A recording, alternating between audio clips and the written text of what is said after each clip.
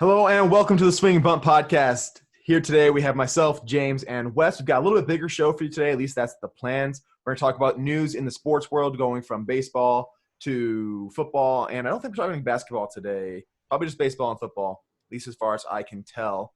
But baseball starts this week, Friday, right? Is it Friday or Thursday? Thursday.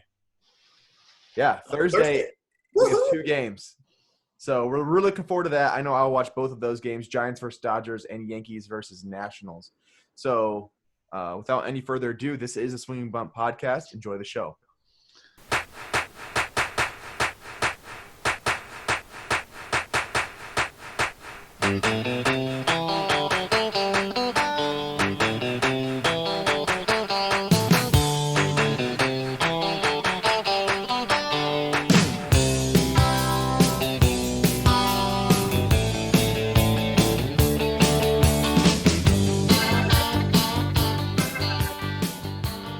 All right, guys. So our first segment today, we'll be talking about some news around the different leagues and sports.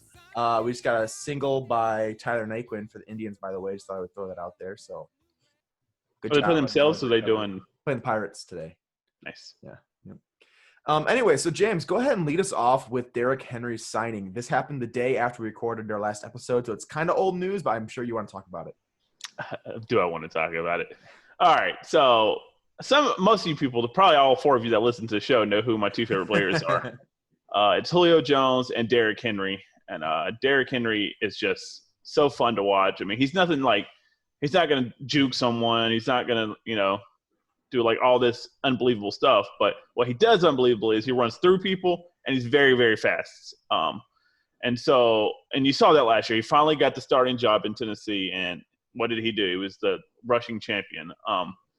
And I had heard that they possibly might not sign him because he is a running back, and a lot of people talk about that. But if you look at him, he's only been a starter for one full year. He's been a backup for most of his career behind Deion Lewis, DeMarco Murray. What a disaster that was. Deion Lewis, not DeMarco Murray. So I guess I hadn't been under that impression. I had always assumed that he was the starter and Deion Lewis was the backup. Not the first season. Okay. Yeah, there was definitely a lot of split there for sure. Yeah. So he hasn't taken a lot of hits in the NFL, is what I'm trying to say, for a running back who's been in the league for 3 or 4 years. 4 years, I believe. So I was scared that they were going to have to pay him like Christian McCaffrey because, Right. That's just kind of what's going on right now. Especially as the rushing leader. It's big stuff. Yeah. But we got him for 4 years on $50 million, which I am – of course, $25 million is guaranteed.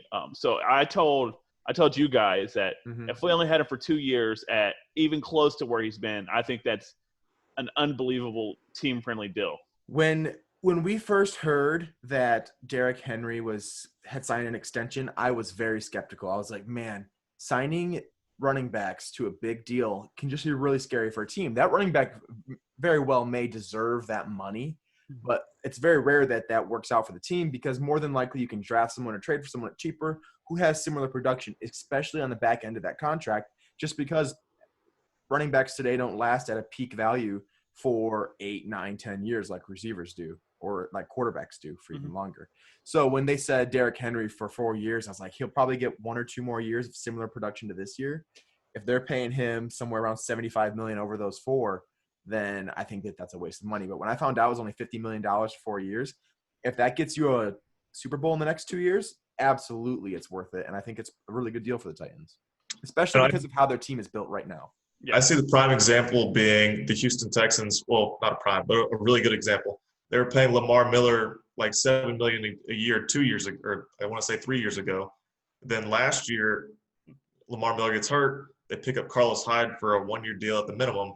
It gives them 1,000 yards rushing. Now they went the opposite way this year, and they're paying David Johnson $10 million. But I'm a fan. You can find running backs on the cheap. However, you cannot find running backs like Derrick Henry on the cheap, which is where I make the counter argument. Yeah.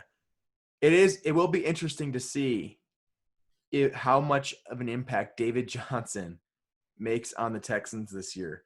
Something that James and I have talked about so much this year. I think he has potential to really fill a great role there because of the role that he's filling. I mean, he's picking up a lot of catches from DeAndre Hopkins leaving, you would imagine. and he's a much better player than Carlos Hyde. So you'd think that'd be an improvement. But is it a $9 million improvement? We'll see. We will see. Yeah, Ryan I could go on and on about that, but I'm not sure if he can handle the workload considering the past 2 years he has really fallen off. But hey, good luck, Texans. Good luck. Last 2 years, he only fell off last year. Look at his stats from 2 years ago. Okay, last year he was bad. The year before, tore his ACL. You mean 3 years ago? 2017 is when he tore his ACL. Continue. I will look this up. Go for it. Got me questioning myself now. So I better Latin my podcast, my other podcast. Straight up to everybody. So, anyways, Derrick Henry's been signed. I think it's a good thing for the Titans. I expect them to do well this season. Next, move on to Yasiel Puig, who is still a free agent in baseball, which to me is nuts. What, James? In 2018, he played 16 games. Yeah. So, back off. So how many yards did he have again? He had 940 rush, almost 450 receiving. And what was his yards per carry? Yak. 3.6. Not too bad. That's not great. 3.6 is bad. That three rushes is a first down. That's all you need. No, James. it's 4 rushes. 3 No. Yeah. 3.6 times 3 is like 10 point. You're right, James. Whatever. You could just run a David Johnson play every single drive, and you get a touchdown every single time. I don't see a problem. He played 16 games and averaged 3.5 yards a carry. That's bad. Yikes.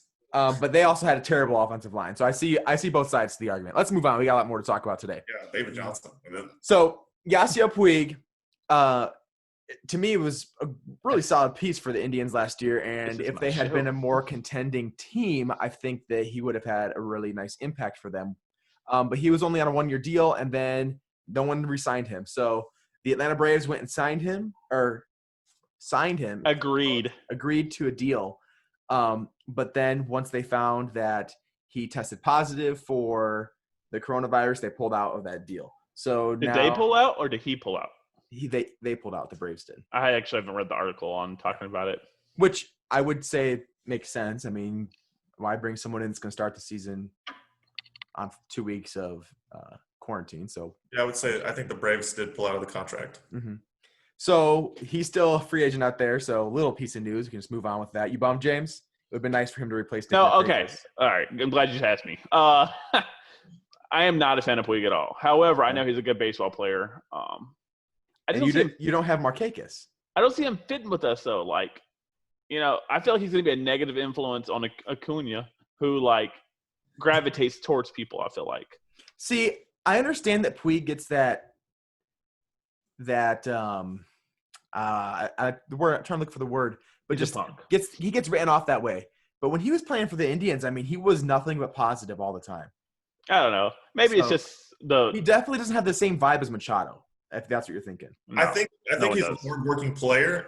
I think that when things aren't going well, that's when things can be going. That's when he can kind of be a negative influence. I kind of think of Carlos Gomez. When he's at his best, he's a fantastic player. When he's not, he's kind of a bad apple, in my opinion. We did sign someone else in his place. Who's that? Matt Adams, who's not going to play outfield, but we did sign someone else, and that's a big bet. And we had Matt Adams 2 years ago. Of course, he leaves, gets the World Series, and comes back. But who cares? Yan Gomes couldn't get his with the Indians 2016, so he gets traded away this past year, and he goes and gets one with the Nationals. The year before, Michael Brantley does it with the Astros, so it's good stuff. So let's just send someone our way. We'll take the door. No. That won't be necessary. So Saturday, the exhibition baseball game started. Indians played, or was it Friday? Saturday or Friday? I know the Indians played last week for the Astros in Pittsburgh. I'm talking about the squad, not inter-squad games. That was last week, all last week. But it was cool to actually watch some baseball, the Indians versus the Pirates in Pittsburgh. A lot of weird things happening. Instead of doing high fives after the game, they're like kicking each other's heels. So that's so weird. Although it's funny, Terry Francona almost tipped over a few times because he's not the most coordinated person these days. But yeah, I saw the foots, and then I saw them fist bumping still. So maybe that's okay. Yeah, I didn't think it was. I haven't seen Atlanta hasn't played an exhibition game. Their first one's tomorrow against Miami, so that should be a good little tune-up match. Indians are playing their second one right now. So so far we've given up 3 runs, and they've all been via the homer. So good stuff. Good stuff. Well, it's like Minnesota's about to have 100,000 home runs this year. But it's been great. It's been great to watch baseball again. I'm really excited for this weekend. I cannot wait. I'm pumped. It's going to be. I think Clevenger will be sick those weekends against the Twins. Yeah. If I was playing the Twins, I would not. I'd rather be sick too. Let's be honest. That offense. That Got to lineup. protect that ERA. Moving on to the last piece of news we have for today. Over the week, oh my gosh, so much crazy stuff happened with the Washington football team. Watch the football team. We already knew they're changing their team name, and then out of nowhere, the Washington Post The something floodgates open. that some kind of huge article, some bombshell is going to be dropping about the Washington football team. No one knows what it is, what it was going to be. But there was so much speculation. I was watching the Pat McAfee show, or listening because I was at work. And He wanted to tell us so bad. I know. It was so funny. He was like, I got this text telling me everything that's going to be in this article. The boss has said we could get in big trouble if you say this. He's like, I really want to tell you because, that's my job to bring you the news of things that I know. Oh, so but funny. I could get sued so bad. It was really funny. But a lot of the things that I was reading about what they were going to say or what the rumors of what this might be, they ended up not being in the article. As far as I know, I guess I maybe haven't followed up on this as much as I should have, but the things with the cheerleaders is the most that I know about it, right? And there wasn't anything on field, right? There's no hiring referees or anything. Not that I saw. Okay. That's what I heard, but I haven't read anything about it, like that Dan Snyder paid off referees. Yeah, but I don't know how accurate it is. There were rumors that he did, but that was not in the Washington Post article. So Yeah. There's a lot of investigation going into Washington right now. A lot of people trying to force him to sell the team. And from what I last read, the NFL, it does not look like they're going to force him to sell the team. I mean, he owns it. It's his private property, at least the majority of that team. So you can't really force someone to give up the private property unless they have to pay some kind of, fine or something. But I know that a lot of the minor shareholders or minority shareholders are bouncing. Yeah, they're selling their claims as much as they can, which is not something never happens in NFL. Like if you try to buy up portions of a team, it's practically impossible just because it appreciates value so much. Like every year, apparently teams stock values or whatever it is, or portions of the ownership, they say sometimes it like gets close to doubling in value from the previous 5 years. So it's a good investment because the NFL makes lots of money. But yeah, new team. So tough times for Toby. Tough times for Toby. I will say the positive from this is Ron Rivera is like cleaning house. And he's the head coach. He's the one that's doing all this work. He's getting to have his system, his guys, and he's going to have a young clubhouse that will have some buy-in into what he's doing there. And I think that he can turn around their franchise because they've been a bad franchise for a long, long time. And he's a winning coach. He's got the attitude. He's got the mindset that I think Antonio Gibson. Yeah. We'll see. I'm a big fan of Ron Rivera. I think that he can bring winning back to Washington. So we'll see what happens. He's really good at building a defense up first, and then. Oh yeah. Look what he did with the Panthers. They were terrible when he came there first. What were we saying, Wes? And I said I hope he doesn't, but because he's in the same division as the Cowboys. But yeah, I think they'll be a tough team eventually, not right away. No, because as we will see soon. As we will see right now. Good transition. It's a great transition. So I had the guys do a exercise this past week where we went through and ranked on our own without any input from each other. We tried to not too heavily look at different power rankings of other experts. Zero. Huh? Okay, I did all my brain. I did all it on my own as well. I looked at stats and different things. But none of us have any outside input. And we ranked every team 1 to 32.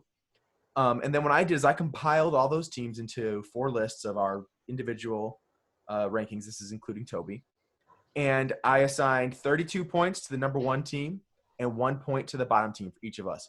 I combined those up and was able to find out, who's the overall 32nd team, 31st, 30th, yada, yada, yada, all the way up to first. And then I also use that to say what's the best division according to us for, what's the best conference, worst division, yada, yada, yada. We'll get into that throughout the next few weeks.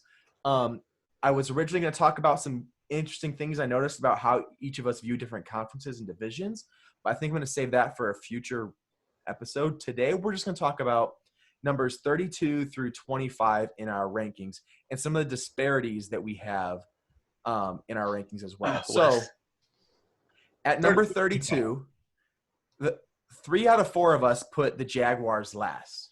Wes, you are the only one who put the Redskins last, but the next 3 of us all put the Redskins second to last. So Yeah, so go ahead. I'll have you know there was no bias based on Cowboys. Washington. I apologize, not Redskins. I'm sorry, yeah, Washington. Sorry, but there was no bias because Cowboys, Washington, no bias. No, Washington's just bad. Let's just be honest. Yeah, I mean, I don't have to justify it that much, but I just think the Jaguars' offense is just better. They have DJ Chark, Laviska Shenault, Leonard Fournette still might be traded, and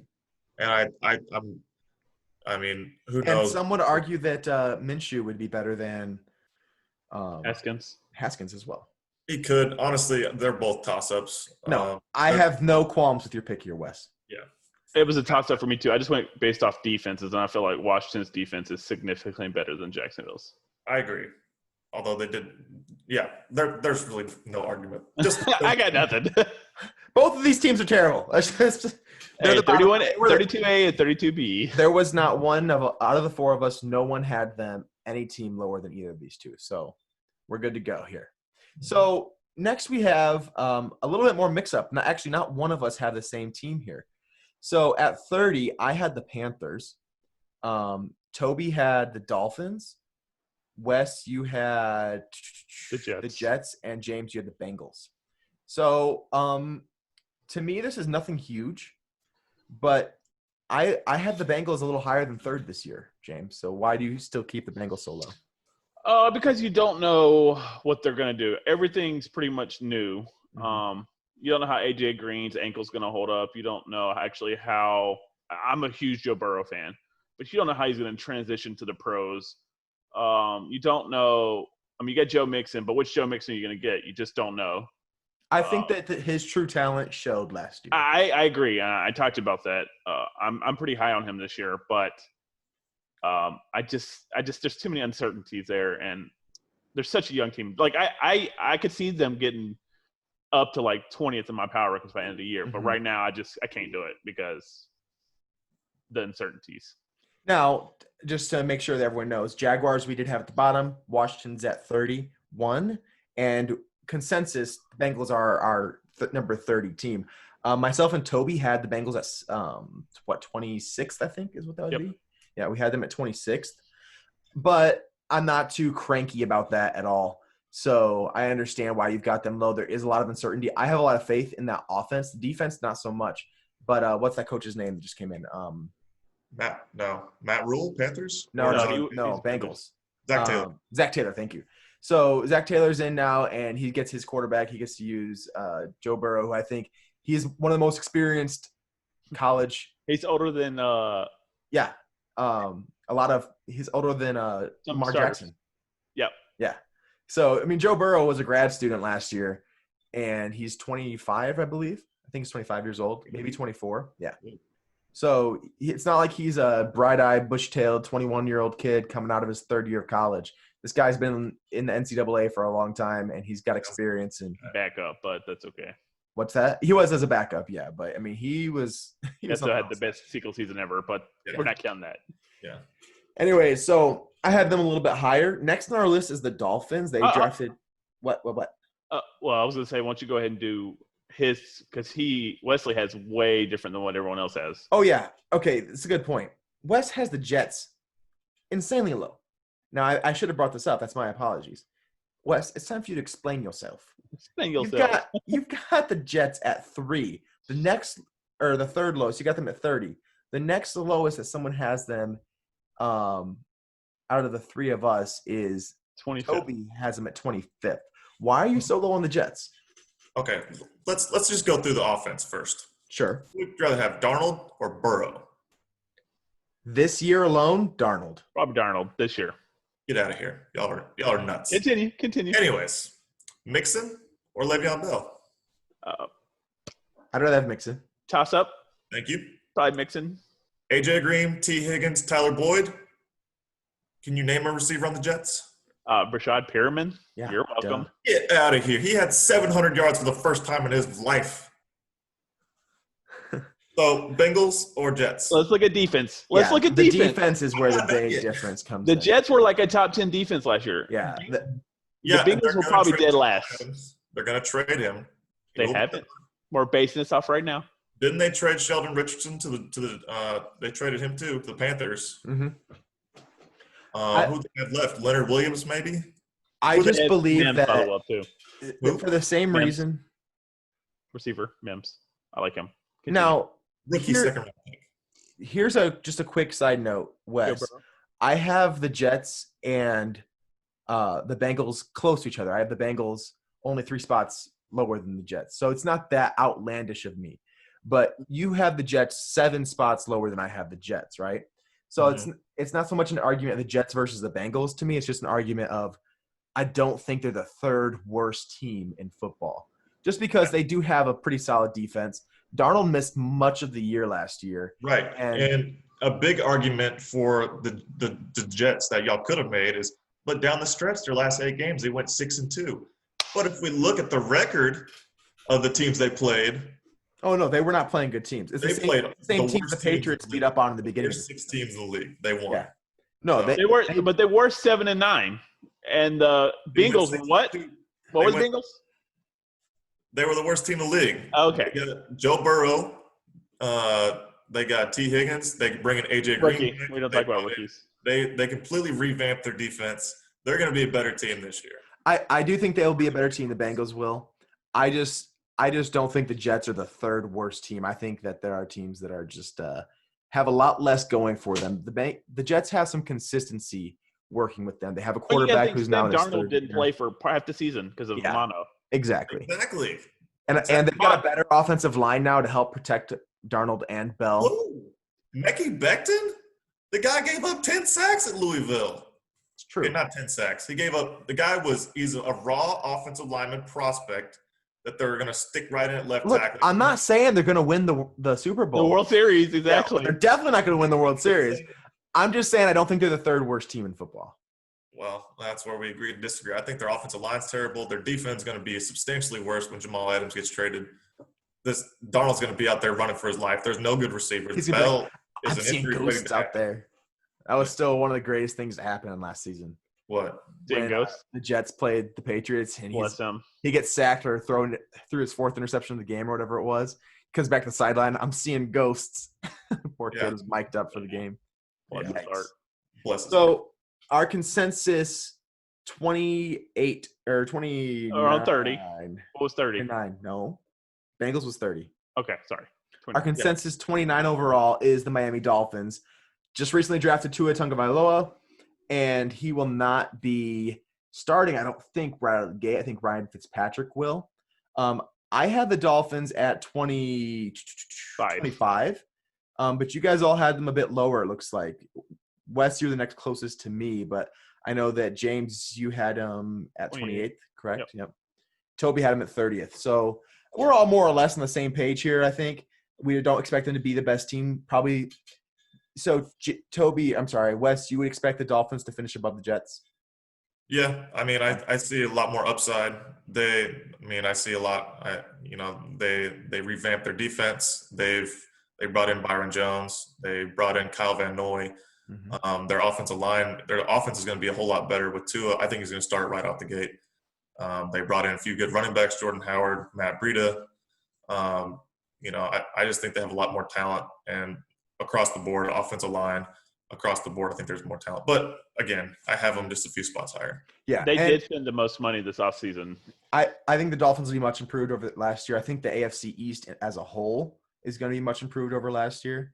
I see them finishing fairly close to each other, probably each somewhere around 5 or 6 wins, maybe 7. But yeah, I don't have any major arguments with any of us here. Yeah. I like the Dolphins too, so I wouldn't hurt my feelings. I just think they're trending upward. I don't think any of us have them winning any kind of, they're not going to be in any playoff push, but they're on the right track to improve. So we'll see what happens. I will enjoy watching them play if I get a chance to. But I hope too. I mean, they've got some interesting players. Preston Williams looks like he should be. I'm sorry, Devontae Parker. Apologies. Looks like he should have some connection with Ryan Fitzpatrick, maybe Tua. We'll see what Jordan Howard does now that they've signed him. It can only go from Patrick Laird, so yeah, it was bad. He averaged like 1.3 yards per carry. Now that's bad. Yeah. All right. Yeah. Now next is a big disparity. So I have the Lions ranked at 21 out of 32 teams. You guys all have them in your bottom 6. So I need to defend myself, I suppose. Now, looking at what the Lions did last year, they almost beat the Packers twice. They had a ton of games that they almost won, right? And we look at the Seattle Seahawks last year and the Packers last year. They had a ton of games that they almost lost. So usually when I look at these two teams, I say, or those types of teams, I say, well, the teams that lost a lot of games really close will likely win a few more the next year.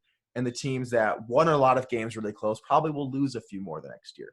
So that's kind of why I have the Lions more in the middle of the pack, because I think that they'll get some more of those games, especially because Stafford was out for almost the entire season. He comes back having Kenny Galladay, Marvin Jones, Kerryon Johnson, and now DeAndre Swift. He's got a lot of options to throw to, and he doesn't have to throw constantly. He has some people who can run the ball too, if they stay healthy. I just feel like they're such a bad offensive team, like calling plays wise, like just the scheme. I agree. Terrible. As great of a defensive schemer Matt Patricia was with the Patriots, it has not translated well to being a head coach. But Matt Stafford, I mean, he has the most comeback victories since he's been in the league, right? Is that a stat that I'm pulling out of my head, or is that true? I'm pretty sure that's true. Sure. Pretty confident that's true. I'm not sure. I can't speculate on that one. To me, Stafford's a winner who's been with a losing franchise. And I think if he plays this whole season, I think they can probably get somewhere around 8 wins, a 500 season, which I think is near the middle of the pack and better than a lot of these other teams that we have coming up. So Lindor just hit a 2-run bomb, so I'm pretty pumped right now. So I just think the rest of the night. I'm gonna move on from that. I think they're just in a hard division. Is their problem? It's true. It is true. Packers, the Vikings. But we said before we started this exercise, we weren't considering schedule or division. We're just talking about who we think are the best teams. Oh, I definitely considered that in my ranking. Bummer. I said specifically not to, James. Well, I mean, that's part of a power ranking. No, power ranking is if one team faces the team below it, do you expect it to win? It's not predicting the end of season standings. Power ranking is – that's awkward because this is getting – that's okay. I mean – I would probably move them ahead of the Dolphins and Chargers, and probably it's supposed to be. I think this team would be all these teams below it. That's how power rankings is. I see. So now at least for future time to do power rankings, at least now you know. All right. I mean, I have them at 27, so it's not like incredibly higher, but I just think I'm not a big fan of Patricia as a coach. The defense looked better. The offense with Stafford should be better, I think, but it's just hasn't been. There's been talk of Stafford getting traded, maybe even them going after a top pick. So I'm nervous about that. If they stumble out the gate, do they cut ties with Stafford and go for one of the Justin Fields, Trevor Lawrence, Trey Lance? I think that if the Lions do not have a 500 season this year, that they will draft a quarterback next year.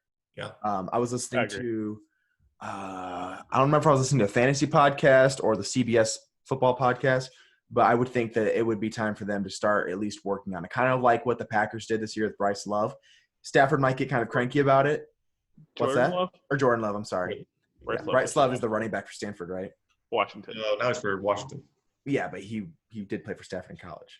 Yeah. Stanford, yeah. I believe so. Yes. Did he play for Wisconsin? No. Stanford. Anyways, moving on. I just think that would probably be the right way to go, and I would also expect them to fire Patricia as well if they don't have a 500 season this year. But I do think they will have around 500, so we'll see what happens. Yeah.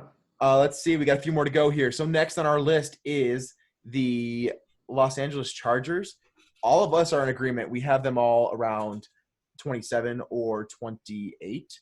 So Toby actually had them higher than the rest of us by a few spots, but he's not here to defend himself. So I think we're all in general agreement. The Chargers probably aren't going to be a great team this year. They have some good pieces in Keenan Allen, Eckler, and a pretty solid defense, but I just don't think that as a general, they're going to be putting up enough points to win a lot of games. I just don't know. I mean, I feel like they're going to switch quarterbacks halfway through the season. Mm-hmm. This will start Tyrod Taylor, and he's a conservative quarterback. Although he is a conservative quarterback, but he has the most deep throws in football when he was a starter. But that's not the point. He's very conservative. He doesn't throw a bad pass. He's better when he's conservative. He doesn't throw bad passes. He's Mm-hmm. just like Tay Bridgewater. He doesn't throw bad passes. Mm-hmm. But I don't like the rookie they got, Herbert. I don't really like him. He's built like a pro quarterback, but he was a horrible decision maker in college. He really looked poor in his senior year, Wesley? or his junior year. His sophomore year, he looked much better though, because he played really well for Oregon that year. Wesley clearly liked him. If y'all remember my bold prediction for this season, I said Tyrod's going to get benched, Herbert's going to be a bust, Anthony Lynn's going to get fired. I said Anthony Lynn would get fired. I James said they were that gonna Colin Kaepernick would Colin get signed. Kaepernick. And then James said Colin Kaepernick. And Toby said they're going to make the playoffs. We got a lot of hot takes on the Chargers for some reason. Yeah, we're all over the place. But no, the Chargers defense is actually really good. I mean, if everyone stays healthy. Derwin James, they picked up Chris Harris from the Broncos. They got some really good outside linebackers. I like their defense. Their offense, I don't know. It's just up in the air. Don't know. That's why I put him so low. Yeah, quarterback. So, yeah. All right. So then next on our list is the New York Giants, who I think, again, are just one of those teams that could be moving in the right direction. I am a fan of Daniel Johnson. I mean, he was actually to end the Daniel fantasy. Daniel Jones. Sorry, Daniel Johnson is a outfielder for the Indians that we just got from the Nationals in the trade last year. Oh, my So, land thing. apologies. You run the show? I'm sorry. There are so many athletes going through my head every single day that once in a while I get their names a little mixed up. On the plus side, Daniel Johnson should get a shot with the Indians, but he won't because the season's too short. But he looks like really solid. Moving on. Who's Daniel Jones? Daniel Jones is the quarterback for the New York Giants, and I actually really like him as a player. I think that he was one of the better picks in the draft last year that got a lot of hate, and he really showed that he can play. So if he gets a full year of Barkley and Golden Tate and Sterling Shepard and Darius Slayton and Evan Ingram, if he can stay healthy, he's going to have a lot of weapons to throw to. I think that they could have a semi-decent offense, somewhere around 6 or 7 wins, 5 wins maybe. I still don't think they have the team to propel them anywhere into even wild card contention. But I think they're moving in the right direction, kind of similar to the Dolphins, maybe a year or two ahead of the Dolphins, in my opinion. I think they're going to be 6 or 7 wins. I mean, you're going to get 2 wins against the Redskins, and they're going to probably face the third worst team in every division, the division that they face. Yeah, they're going to play a lot of bad teams. So I could see them easily again. They're going to lose to the Cowboys twice. They're going to lose probably to the Eagles twice. And then they always play them pretty well. Yeah, I mean, rivalry games, you never know what could happen. Yeah, and I mean, I love Saquon. I mean, the guy is just a freak of nature. When you have athletes like that, tougher season for the Cowboys than it was last season. I'll say What? that. I didn't hear you. I said that this will definitely be more difficult for the Cowboys and Eagles this year than it was last year because I think they're more complete offensively. Now, defensively, that's still a question mark, but yeah, I would agree. That's why I'm so low. Yeah, definitely. All right, so then at 27, 32, 31, 30, 29, 28, 26, I apologize. At 25, we have the New York Jets. We got 2 New York teams right next to each other. Now, we already discussed the Jets pretty heavily when we saw that Wes had them at 30. So we'll breeze right past this, but the consensus is that we have the Jets at 25. So I had them finishing at 23. James, you had them at 23. And Toby had them right at 25 with Wes having them way down at 30. So that's our 32 through 25. We'll move on to 24 through 17 next week. So the suspense is titillating. Titillating is the word. I know you're just right on the edge of your seat trying to find out what we are going to do with our next 8 teams. But that's our bottom 8. We'll go ahead and post a nice, pretty graphic for you guys on Facebook. Let us know what you think. Let us know in the comments. Let us know in Apple reviews. You get a review, we will read it on the show. Absolutely. Anyways, moving on to our next topic. We are going to talk about some predictions for the MLB season, which will be starting this Thursday. I know I'm really excited. James said, hey, Jake, we need to discuss our predictions for the year. I was like, shoot, you're right. That starts this week, doesn't it? Leader. So all of us put our favorite players to win individual awards this year. We're just going to be talking about the MVP, Rookie of the Year, Cy Young, and Platinum Glove. I like Platinum Glove because I think it's an undervalued award. Being a good defender in baseball is huge, and you cannot be on the field if you cannot field the ball unless you're DH, which for Kyle Schwarber has really sucked for him because he should have a lot more playing time, but he cannot field the ball. Well, he will this year. He will this year, absolutely. So let's do it starting with Platinum Glove for both leagues, and we'll work our way up the list. How's that sound? Sure. I like playing. All right, Wes, who do you got for Platinum Glove this year? I'm picking the most obvious one because he's the best defender in baseball, Matt Chapman. I don't think they rarely pick it back-to-back years, but I mean he's getting better offensively, but his defense, him and Arenado, their defense is. So is Arenado your NL Platinum Glove? Sure. Yeah. Is he worded that way to help you out a little bit? Yeah.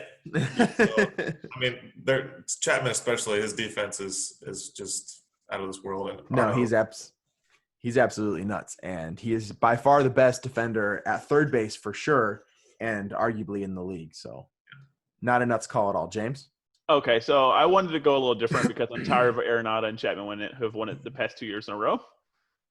So I went with someone different. I looked up who was in the running last year because I wasn't 100% sure who was.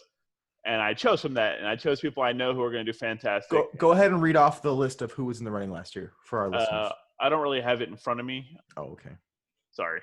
Try Google it. I'll pull it up while you're talking. All right. So I went with the one guy that I want to win the Platinum Glove. And it's going to be hard for him to be because he's an outfielder. But for the AL Platinum Glove, I chose Mike Trout. He's always in a running, but it's kind of, I think it's really hard to win it as an outfielder unless you're just really, really, really, really good. The third base and shortstop are the two that always get looked at the most. Yeah. So I'm just going to go with someone different and go with Mike Trout. For National League is another it's a guy that plays outfield, first base. He plays pretty much everywhere. I went with Cody Bellinger. He was in the running. He was actually the leading outfielder behind Arenado, I'm pretty sure. So I like Bellinger, even though I put him. Bellinger's defensive run save last year were absolutely nuts. Yeah, he's an incredible fielder, period. First base, outfield, whatever you want to take. I like how when we discuss the rankings, I'm like, Bellinger's so bad. And now I'm like, yeah, Platinum Glove. Yeah, you did say that. You thought he was bad at defense before. Well, I didn't know. Anyways, James, jeez. Quick trivia. Who was the last outfielder to win a Platinum Glove? Kiermaier. That was in 2015. In 2017, Byron Buxton won it. I just looked at Buxton. Wow. That was fast. He is fast. Moving on. So in the last 3 years, Nolan Arenado has actually won the NL Platinum Glove, and he's my prediction to win it again. You guys all know how much I love watching him play. Growing up, I was a third baseman, and I just love watching how smooth that man is. But I didn't want to pick two third basemen to win the Platinum Glove, so I didn't go with Matt Chapman. And the big reason I didn't want to pick two third basemen is because Lindor doesn't play third base. He plays shortstop. So he did win it in 2016, and I say he gets his second Platinum Glove this year. I could see him or Anderson Simmons getting it again. I was going to go Simmons. Yeah. But man, I saw Lindor, and I'm going to tell you the honest truth. I almost gave Lindor the MVP because I think he actually has a really good shot at getting it. I don't think it's going to be Trout this year just because of how he's good over a prolonged length of time, just being so consistent. But I don't think in the 60-game span he gets those hot streaks like a lot of these other guys do. So I'm not picking Trout, but I almost picked Lindor to be the MVP. But I figured, I might be a little biased by doing that, so I'll just give him the Platinum Glove instead.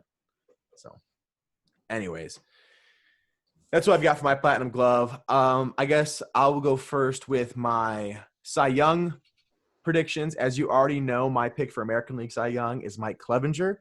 We'll see how that goes. It's a bold one, I know, but I think he's got the stuff and he has the schedule that he'll be able to play some teams that he can beat up on. So we'll see how that goes. And then Steven Strasburg is my NL Cy Young pick. I was looking at all the different pitchers out there, and I said, what's going to be different about this year? And looking at it just being a 60-game season, Strasburg was lights out last year. And if he gets the same pitching that he had last year over these 60 games, I could see him having a season that is maybe finally the best season that we think that he could have had a long time ago. So that's my pick. I think that there are a lot of really solid options out there, but I've got Steven Strasburg for my NL Cy Young. Wanted to go against the grain a little bit. It's not fun just picking Scherzer every year. Which I did not do, shockingly. Ooh, all right, who you got, James? Cy Young, I think it's between two people in the AL. Sorry, Jake. I think it's between Garrett Cole and Verlander. I know you talked about why you don't think Cole's going to win it, but I chose Garrett Cole. Mm-hmm. I know New York's a hard place to pitch because the field's so jacked up, definitely for left-handers. But it helps him because he strikes so many people out. Yeah, and I don't see him go. I feel like he's still on the rise. As Verlander, I feel like I'm guessing it's plateauing and eventually going to go down because he's pretty. Hey, he's plateauing at how high he is. That's a good place to plateau. That's a very high. I would agree. Yeah.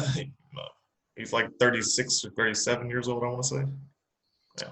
Now, it's the closest thing to me.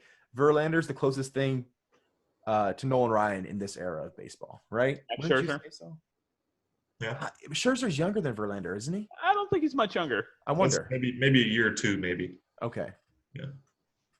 Well, Verlander plays on Houston, so it is closer. Anyways. Okay, so for NL, this was actually really hard, I feel like, choosing one guy. I originally had Aaron Nola in there, but I changed it. I thought about him too. You know how much I love him. Yeah, and I like him a lot too. But I looked at stats of some guys, and actually Mike Soroka led – I'm not choosing Max Soroka. Let me make that very clear. He was top 5 in like 15 categories last year, and he's our opening day starter this year. And so he's going to get – his first matchup is against the Mets. He's one of those guys that has a really tough schedule too. I mean, he might get the like he's starting off against DeGrom maybe. I don't know who he's starting off. Forget what I said. Anyway, I didn't go with him. I went with someone who I'm actually was voting against again in our rankings, and I went with Jack Flaherty. Solid. I thought about him. Wes, you go Flaherty? Yeah. That's why I wanted to go before you. It's a good thing I didn't because I thought about going Flaherty too. So this is going to be super awkward. Do you have too? Yeah, so for my NL Cy Young, I had Jack Flaherty. What about your AL, Wes? For my AL Cy Young, I had Garrett Cole. Oh, you guys are so original. All right. Well, I think we're going to win it. Way to really step out on a limb there, guys. Yeah, I chose Bellinger, Mike Trout as my platinum club. So. Hey, all right, those ones won't happen. So, in my defense, whenever we were doing our top 10 starting pitchers, I did say Jack Flaherty would win Cy Young. Good. I'm glad you stuck to it. Cool. Yes. Good. I definitely didn't say Strasburg. I definitely didn't say Strasburg was my number one pitcher of 2020. I think I said Max actually because it's a short season and well, he's Max. But things change. I mean, back when we did the player rankings months ago, the season and the outlook of things are totally different from back then. You know what I mean?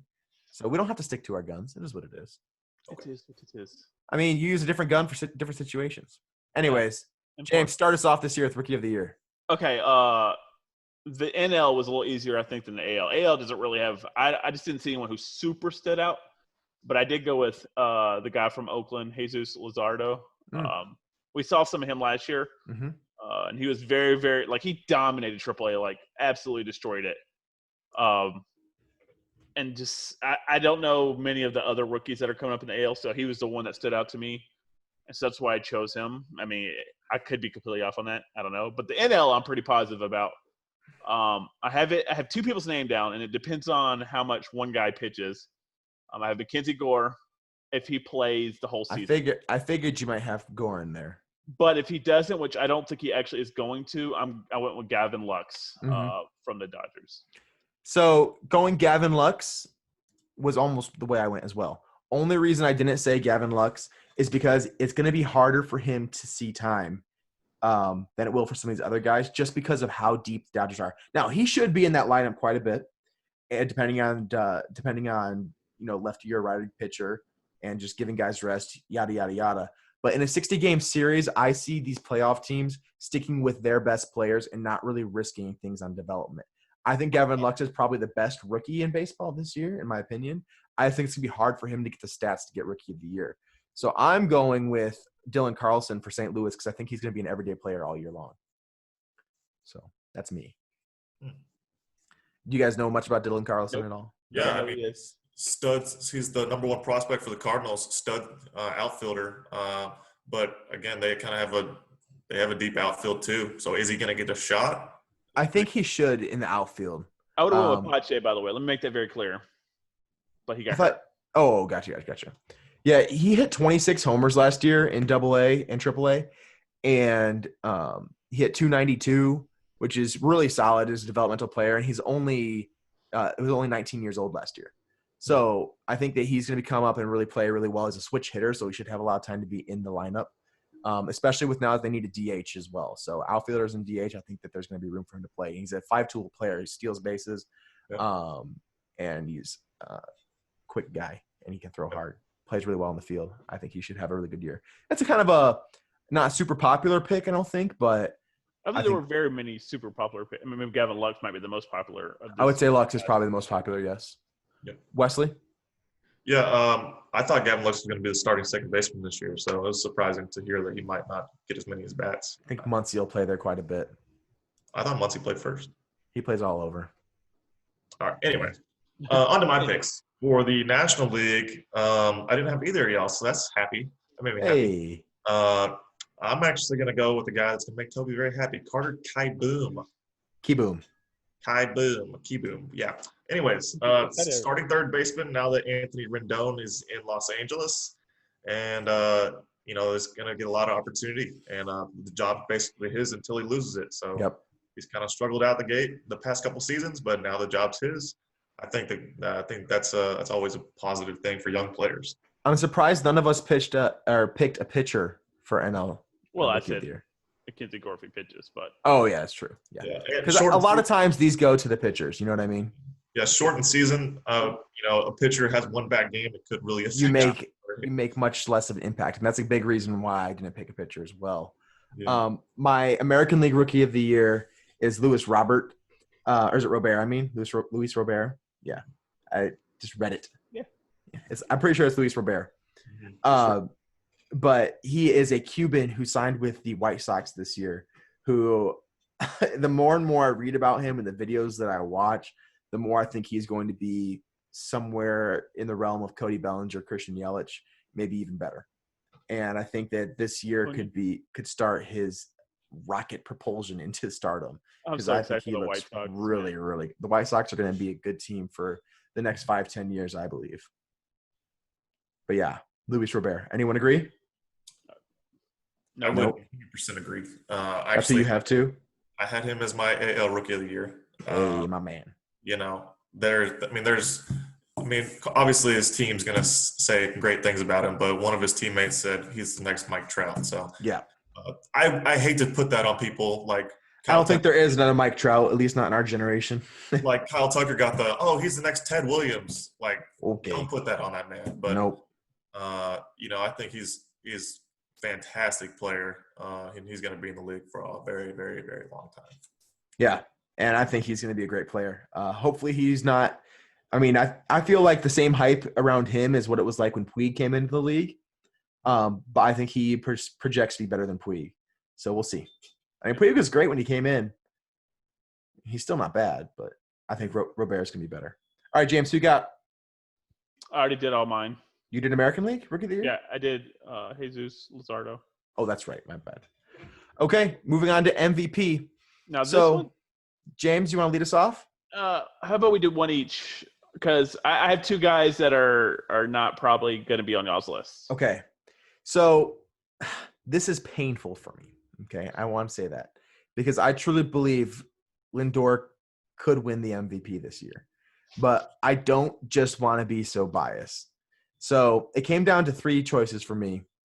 It came down to Mike Trout Anthony Rendon, and Alex Bregman.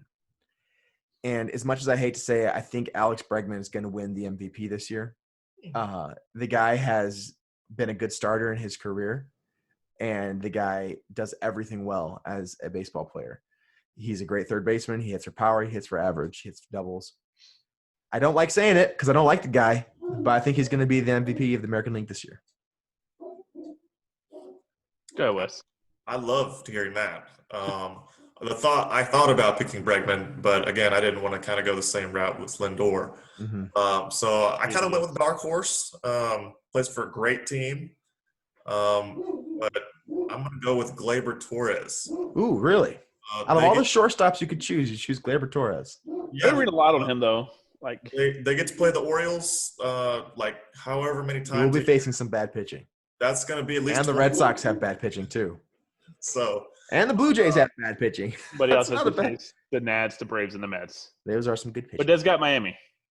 Yeah. He's playing in New York, so like 2 series a year, I think, right? So have I told you guys how much I like Cole Tucker before? I love him. He's one of my favorite players in baseball. He's made a great play in center field. Just thought I'd let you know. Oh, my word. A little bit of commentary in this game as we go on. I mean, it's amazing. I wish he was an Indian. I really do. Indians down 5-0, but anyways. We're winning 7-4. I don't need to hear it. Just kidding. But I like Gleyber Torres. I think he's gonna, I think he's gonna get off to a hot start playing against his division, and I don't think he's gonna look back. So yeah, it's an interesting take. I like that you're going off on a limb a little bit. If it hits, you look like a genius, but I think more than likely you're gonna look like a fool. It's gonna look like someone choosing. What did Jack choose? What was his name? Oh, he chose Eduardo. No. Nathan Eovaldi for Cy Young. Oh, that was the great. And see how we still make fun of him, Gleyber Torres. Great moments in swinging bunt history when Jack Swees selected Nathan Eovaldi as his Cy Young. Oh man, I want to slap that boy upside the head. Well, that's probably why he's no longer on the show anymore. He can't take the public. After that, we kicked him. Hey, Gleyber is a legitimate star, though. I agree. He is absolutely. Go. It's actually funny you named 3 people. You named one of my guys. I was about had a heart attack. But I think with Mike Trout hitting in front of him, which I'm assuming he will, I think Rendon's going to get pitched to so much this year. Mm-hmm. And I think Mike Trout's going to get on base, and he's going to hit him. I mean, he just didn't strike out. Rendon doesn't strike out hardly at all.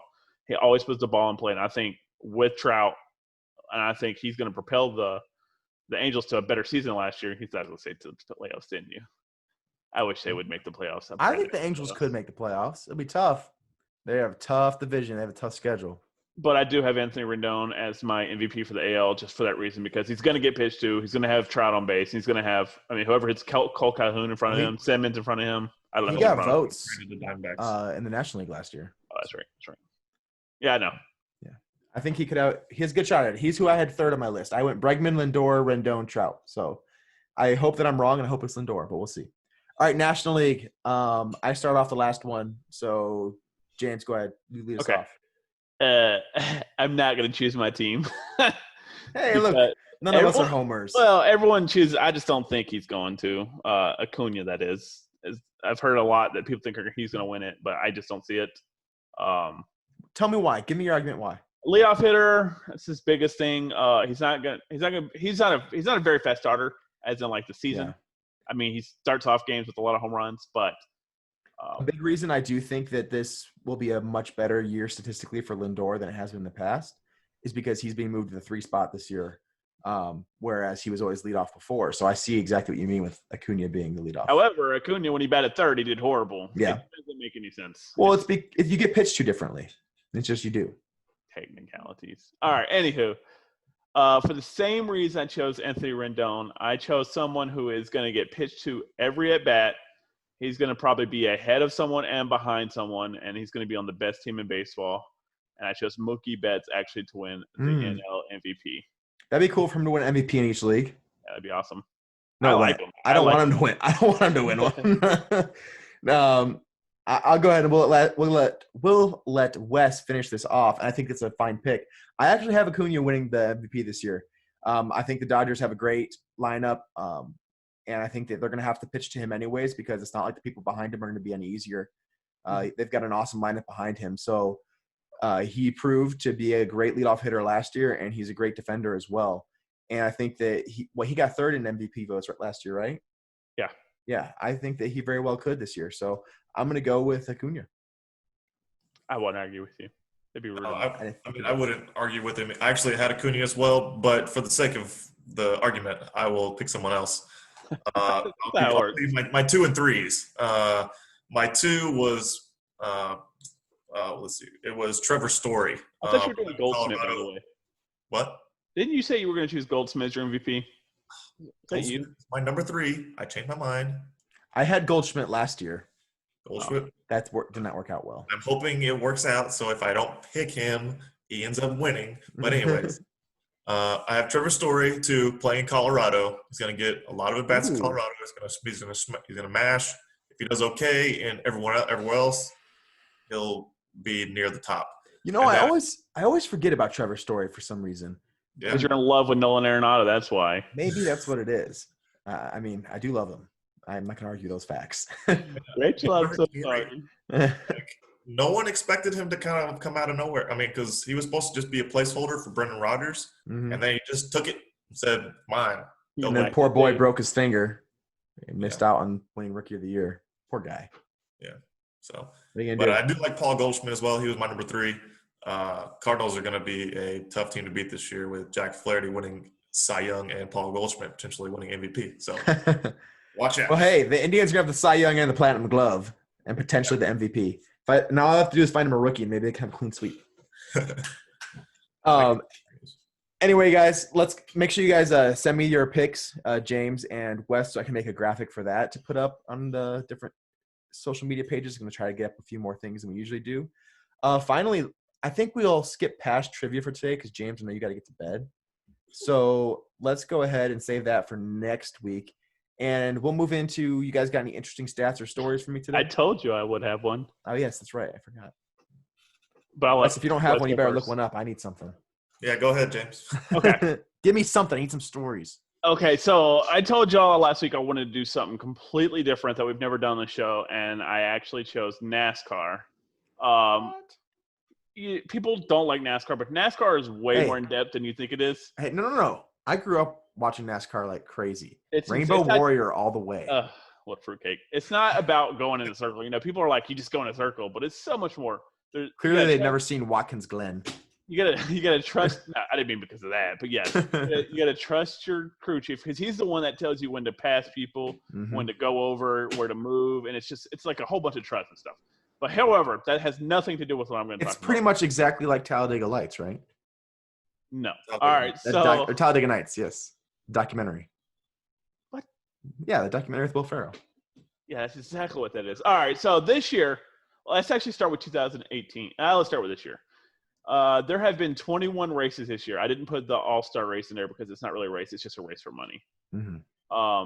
There have been 21 races. Joey Logano, Denny Hamlin, and Kevin Harvick have won 11 of the 21 races. So there's like 43 drivers every race, and these 3 guys have won 11 of 21. Those are some Jimmy Johnson, Jeff Gordon, Tony Stewart numbers. Good old Tony. That's why I like Denny Hamlin, but that's another note. They're teammates. Oh, gotcha. So stupid. All right. Yeah, because there's teams in NASCAR. There are teams. There are very much teams. I know there are. It's kind of weird, though. Hamlin and Harvick have combined for 8 wins by themselves. So Logano had 4, and those not 4. Logano had 3, and those 2 I think both had 4. So the 3 drivers have just been wrecking the NASCAR circuit. But the interesting stat I had, that wasn't even my interesting stat. Do you know what it's called when you win first in qualifying?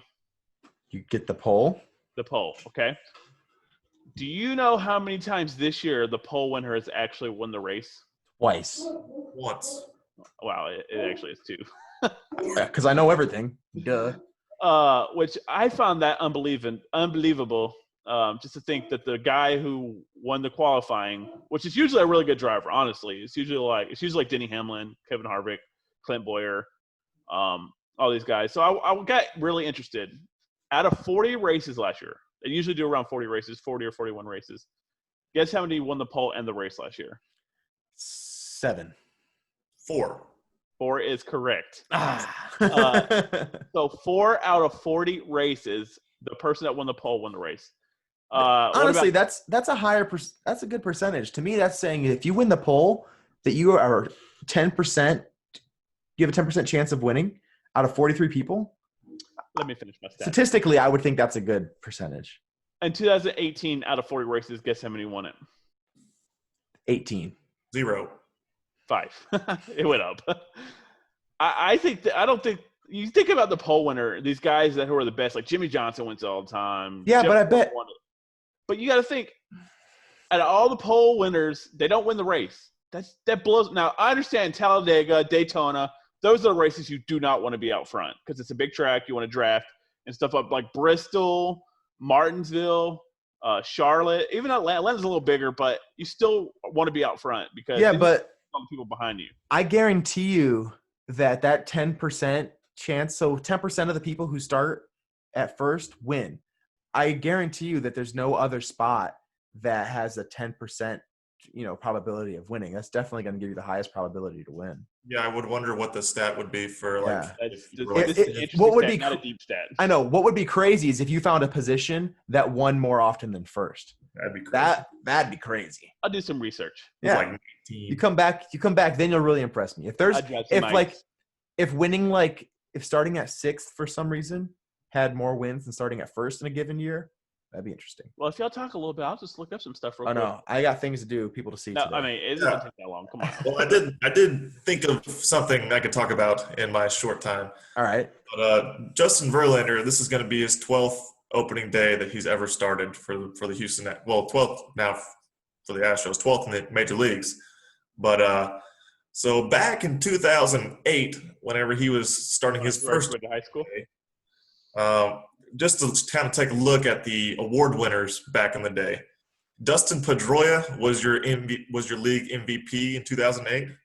Wow. Albert Pujols was your league MVP for the National League. Cliff Lee was your American League Cy Young winner. Hey, go Tribe. And for the Indians. Roy Halladay was 2. K-Rod finished 3rd as a closer. And then for your NL, you had Tim Lincecum. Wow. Old Timmy boy. Time Timmy Jim. And your AL Rookie of the Year was Evan Longoria. And then Dude, talk about someone who fell off a cliff.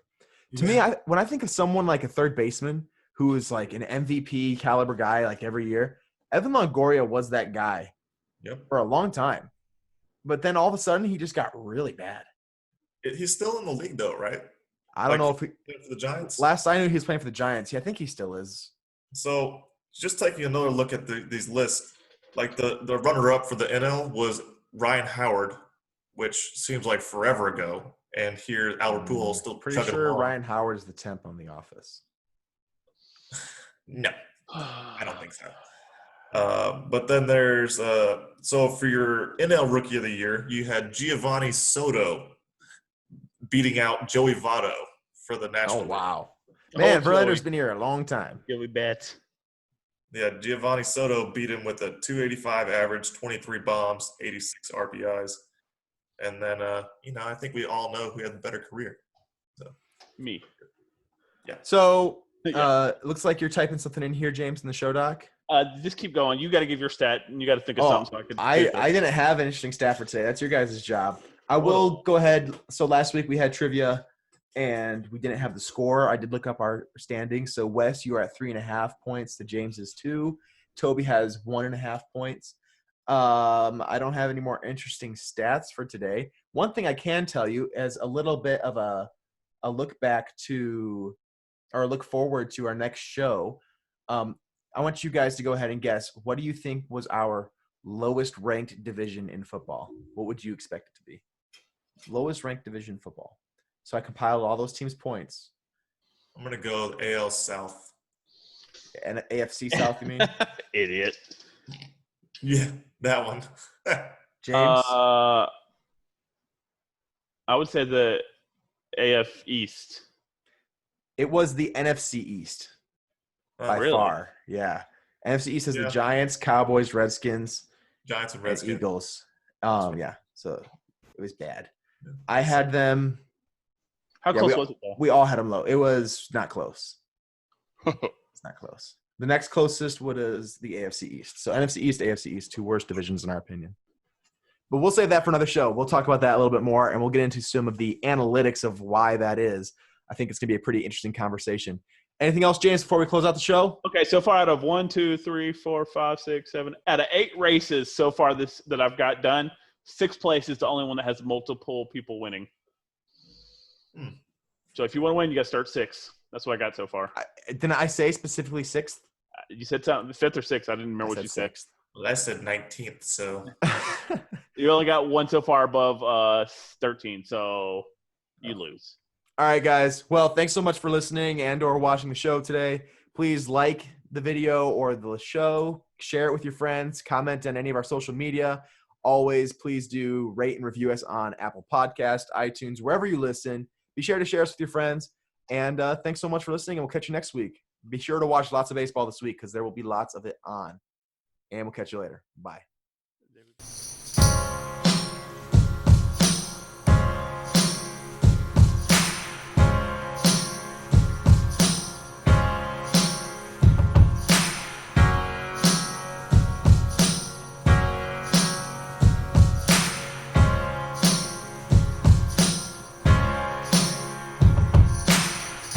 To sit with my dad in the garage, the sawdust, that pine sol in the moss. Around every spring, when the winter thaw, we'd huddle around the radio, twist the broken knob. 7:10 a.m., no KJR. Dave Niehouse's voice would echo throughout the yard. Couldn't have been older than 10, but to me and my friends, the voice on the other end might as well have been God's. 1995. The division series, Eggers at to bat, bottom of the 11th inning, got the whole town listening, swung on and belted, the words distorted, Joey Core rounds third, here comes Griffey, the throw to the plate, not in time, my oh my, the Mariners win it, yes, fireworks, they lit up that ceiling in the Kingdom, we had just made history. Swung on the line, down the left field line for a base hit, here comes Joey, here is Junior at third base, they're going to wave him in, the throw to the plate will be late, the Mariners are going to play for the American League Championship. I don't believe it. It just continues. My, oh my. Lace and woven, barely holding that stitch. Creases of time amongst the grime and the grit, where the leather used to pound his...